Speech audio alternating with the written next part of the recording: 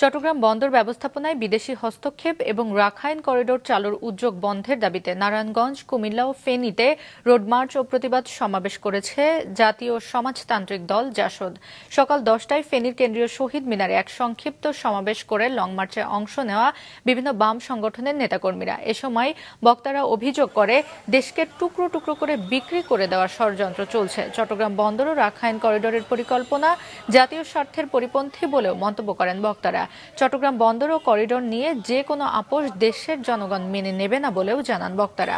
সমাবেশ শেষে চট্টগ্রাম বন্দর অভিমুখে রওনা দেয় তারা।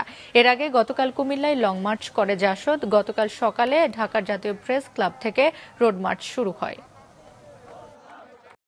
চট্টগ্রাম বন্দর কাউকে দেওয়া হবে না, করিডোর কাউকে আমরা দেব না, সুস্পষ্ট ঘোষণা দেন।